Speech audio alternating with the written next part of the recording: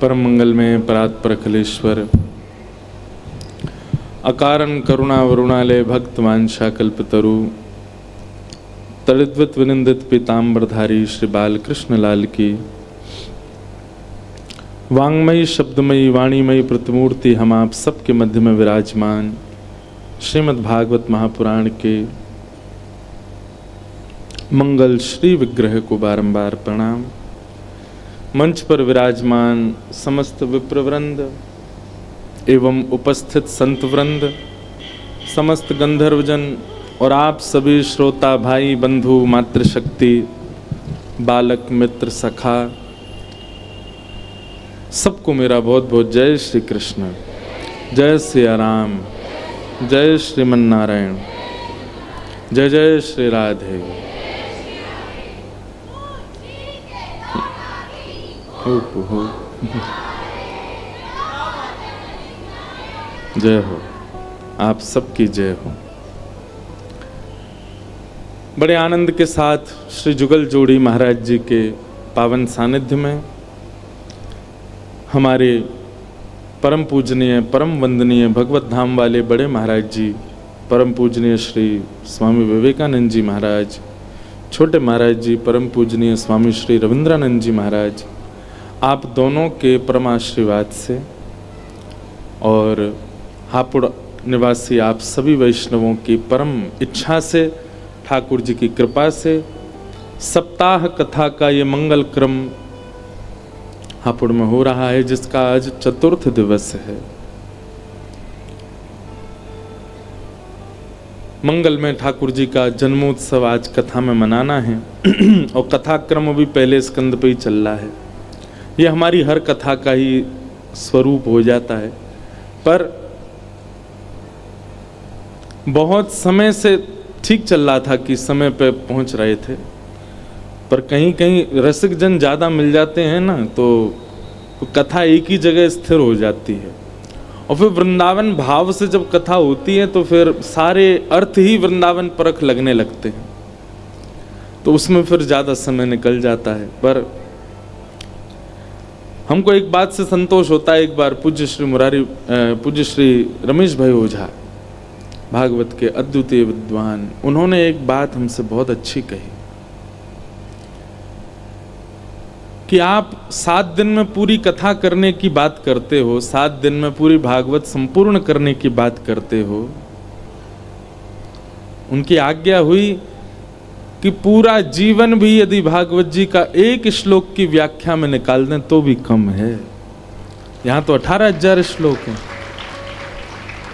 हम अपना 100 वर्ष की आयु, जो कि 100 वर्ष भी नहीं मिलती हमको, जाने कितनी मिलती है, उतनी आयु भी यदि हम एक श्लोक का ही प्रवचन करते रहें तो भी कम है। भागवत जी इतनी अद्भुत है, इतनी अगाध सागर है। सप्ताह में कथा पूर्ण थोड़ी होती है, ये तो हम सब समय में बाधित हैं, इसलिए हमको करना पड़ता है क्रम। 1 महीना की कथा हुई नासिक में, परम पूज्य ने प्रातः स्मरणीय, आज उनका स्मरण हो रहा है, पूज्य श्री दत्त धाम वाले पूज्य महाराज जी, श्री दत्तदास जी महाराज। कितने वर्षों से महाराज जी केवल मौन अवस्था में हैं, मौन रहते हैं, लिख करके बोलते हैं। उनकी आज्ञा हुई कि आपको 1 महीना की कथा हमारे यहाँ करनी है। हमारे संघ के कई लोगों ने हाथ खड़े कर दिए, 1 महीना कैसे रहेंगे घर छोड़ के। वैसे तो अब भी रहते ही हैं, 4-4 कथाएं होती हैं महीना में, तो घर से बाहर ही रहते हैं, लेकिन फिर भी कई बड़े आत्मीय प्रिय लोगों ने भी साथ नहीं दिया। बोले 1 महीना कैसे रहेंगे। अच्छा, 1 महीना रहने में दिक्कत नहीं थी किसी को, वहाँ नियम बहुत थे। वहाँ का पहला नियम ही सबसे खतरनाक, सुबह 4:30 के बाद कोई सो नहीं सकता, सबको उठना पड़ेगा। लेकिन महाराज जी ने हमारे लिए बहुत छूट दी। हमारे संघ के सब लोग सोते थे आराम से, बस हमारे लिए नियम लगा दिया, आपको तो 4:30 के बाद उठना ही पड़ेगा। और उठते ही नियम क्या है, बोले पहले अपने कक्ष के स्नान घर में स्नान करो, उसके बाद गंगा जी में स्नान करो, रात्रि सुबह ही सुबह। और सूर्य उदय से लेकर के सूर्यास्त तक मौन रहना है, बोलना किसी से भी नहीं है, किसी को स्पर्श नहीं करना है, किसी से स्पर्श लेना नहीं, सिले हुए वस्त्र नहीं पहनने हैं, शोभ क्रिया आदि कुछ करनी नहीं है, केवल कथा में बोल सकते हो और सूर्यास्त के बाद बोल सकते हो। त्रिकाल स्नान करना सुबह, मध्य और शाम को, बहुत नियम थे। तो कई लोगों ने साथ छोड़ दिए, कई घर के परिवार के बड़े लोग मना करने लगे, ऐसे कथा करने क्यों जा रहे हो, क्या दिक्कत है, बढ़िया 7 दिन की कथाएं करो। लेकिन मुझे वो अनुभव करना था कि वो क्रिया कैसी होगी। और फिर जब कथा में हमको कोई बाध्यता नहीं होगी, स्वच्छंदता मिल जाएगी बोलने की, तो 1 महीना देखेंगे कहाँ तक पहुंचे। तो 1 महीना में भी बहुत जल्दी करने पर प्रहलाद चरित्र तक ही पहुंचे। प्रहलाद चरित्र भी इसलिए हो गया क्योंकि महाराज जी ने लास्ट के 2 दिन आज्ञा की अब थोड़ा जल्दी आगे कृष्ण जन्म तक पहुंच जाएं। तो प्रहलाद चरित्र तक कथा हुई, पर अंतिम दिन कृष्ण जन्म हो गया। उस दिन भी पूरी नहीं हुई। अब महाराज जी हमसे कह रहे हैं अब चातुर्मास कथा करो 4 महीना। मैंने महाराज जी अब ये तो बाद में करेंगे, कभी समय मिले। लेकिन हम एक बात बताना चाह रहे हैं कि श्रीमद् भागवत पूरा जीवन भी यदि हम करते रहेंगे ना तो भी पूर्ण नहीं हो पाएंगे, ऐसी अद्भुत है। पूर्ण केवल श्री कृष्ण हैं। हम मानव जो भी करेंगे वो तो उसमें तो थोड़ी अपूर्णता ही रहती है, उसमें हम कभी पूर्ण नहीं हो सकते। और एक बात मैं कभी कभी मन में विचार किया करता हूं कि अपूर्णता बहुत अच्छी होती है। कई बार सब चीज पूर्ण नहीं होनी चाहिए, थोड़ा अपूर्णता का अनुभव जीवन में बने रहना चाहिए, चाहे वो संबंधों में हो, चाहे वो धन कमाई में हो, चाहे वो आपके कर्म में हो, चाहे वो संसार की किसी वस्तु में हो, चाहे भक्ति में हो। अपूर्णता सदैव लगती रहनी चाहिए। जिस व्यक्ति को ये अनुभव होने लग जाता है कि अब तो मैं पूर्ण हो गया, वो फिर दोबारा प्रयास नहीं करता उससे आगे। इसलिए अपूर्णता अच्छी। माँ ने अगर घर में सब्जी किसी दिन बहुत बढ़िया बना दी और पूरे घर ने प्रशंसा कर दी, पति देव तो, बच्चे तो, मेहमान तो अगली बार माँ से आप कहोगे कि वैसी बनाओ तो वैसी बन नहीं सकती। क्यों? पिछली बार सबने उनको पूर्णता का अनुभव करा दिया था। और वही माँ अगर थोड़ी सब्जी ठीक ठाक ना बने, बच्चे के माँ अब की बार मजा नहीं आया आदि, अपूर्णता रहती है। फिर वो दोबारा जब प्रयास करके बनाती है तो अच्छी बनती है। क्यों? पिछली बार अपूर्णता का अनुभव हुआ था। इसलिए जीवन में किसी भी स्थिति में सही थोड़ी अपूर्णता रहनी चाहिए, और विशेष रूप से भक्ति में। भक्ति में अपूर्णता कैसी? अगर आपको ऐसा लगा कि मैंने तो बहुत कथा सुन ली, मैंने तो बहुत भजन कर लिया, बहुत त्याग कर दिया, बहुत तपस्या कर ली, बहुत नाम जप लिया, श्री जी कभी प्राप्त नहीं हुई। श्री जी उसी को ही प्राप्त हुई हैं, ठाकुर जी का अनुग्रह उसी को ही प्राप्त हुआ जिसने सदैव अपने आप को अपूर्ण ही समझा। सूरदास जी महाराज 1.25 लाख श्लोक 1.25 लाख पद लिखना चाहते थे,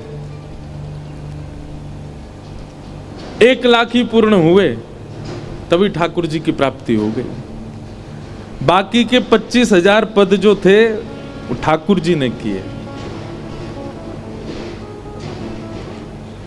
भक्ति में यदि आप अपूर्णता भजन में नहीं रखनी, कि मतलब ऐसा नहीं कि ठाकुर जी को आधो श्रृंगार कियो आधो पूर्ण छोड़ दियो। महाराज जी कह रहे थे अपूर्णता रखो, 108 में से आधी 50 माला करी, आधी छोड़ दी, ऐसी अपूर्णता नहीं करनी है। अपूर्णता मतलब मन में कभी संतुष्टि मत लाना अपने भजन से, अपने भाव से। संसारी व्यक्ति भी जो यहाँ बैठे हैं जिनको संसार से ही मतलब है, उनके लिए भी ये एक सूत्र है, संसार में भी अपूर्णता का अनुभव करो। अपूर्णता ही पूर्ण की ओर और बढ़ाता है और आगे लेके जाता है। तो कहीं ना कहीं कथा के क्रम जो इतने 7 दिन में सूक्ष्म रह जाते हैं, तो कहीं ना कहीं वो अपूर्णता का अनुभव कराते हैं हृदय में, और उसी अपूर्णता से फिर अगली कथा में कुछ पूर्ण आता है, कुछ विशेष आता है। तो आज ठाकुर जी का मंगल जन्मोत्सव है, कथा क्रम भी बहुत है। हम आप सब लोग बस चलेंगे। आज मंच पर विराजमान दोनों महापुरुष रोहतक से पधारे हुए हमारे पूज्य महाराज जी, और साथ ही हापुड़ से ही श्री राम मंदिर से महाराज जी भी आए हैं। आप दोनों को भी बारंबार वंदन करते हैं, प्रणाम करते हैं।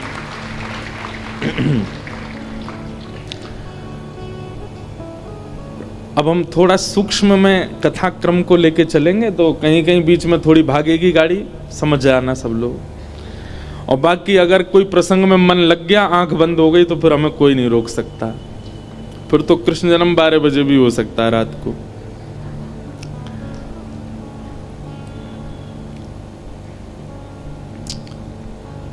सौनकादि ऋषि बैठे हैं, सूत जी महाराज कथा सुना रहे हैं। और कथा श्रवण कराते कराते सूत जी महाराज ने श्रीमद् भागवत की रचना का विषय उठाया कि श्रीमद् भागवत की रचना क्यों की वेद व्यास जी ने। जब वे 18 उप पुराण, 17 महापुराण, 4 वेद आदि लिख ही चुके थे, महाभारत की रचना हो गई थी, भागवत की आवश्यकता क्यों थी? वही बात जिससे अभी हमने कथा का प्रारंभ किया कि वेद व्यास जी महाराज अपूर्णता का अनुभव कर रहे थे। वेद व्यास जी को ऐसा लग रहा था कि मैंने जो कुछ भी लिखा, इससे मेरा जो सिद्धांत है वो सिद्ध नहीं हो रहा है। सब लोग इधर देखना, बहुत ध्यान से कथा सुनो। वेद व्यास जी के मन में ये भावना थी, मुझे मानव कल्याण करना है, ऐसा कुछ लिखना है जिसके आश्रय में जाकर के मानव अपना कल्याण कर सके। मानव कल्याण क्या होता है ये कल हमने बताया था। पुनरपि जननम पुनरपि मरणम पुनरपि जननी जठरे शयनम, इस चक्र से बच पाना ही मानव कल्याण है। मतलब पुनः इस धरती में, पृथ्वी पर ना आना, यही मानव कल्याण है। लेकिन एक बात कहें, कई जगह शास्त्रोक्त बात और हमारे ब्रज के भाव मेल नहीं खाते। हमारे ब्रज में यदि जाओगे, ब्रजवासियों से, बिहारी जी की गली में रहवे वाले ब्रजवासी ने पूछो, गोकुल में रहवे वाले ब्रजवासी ने पूछो, बरसाने में रहवे वाले ब्रजवासी ने पूछो, बोले दोबारा आओगे धरती पे? बोले काय को ना आएंगे, जरूर आवेंगे, फिरते आवेंगे, यही ब्रज में आवेंगे, यही बरसाने में आवेंगे, यही नंदगाम में आवेंगे। हमारे ब्रज के भाव कहीं ना कहीं शास्त्रोक्त बातों से कभी कभी हट जाते हैं, और वो भी वही बात हटती है शास्त्रों से जहां प्रेम प्रधान होता है, प्रेम की मात्रा ज्यादा होती।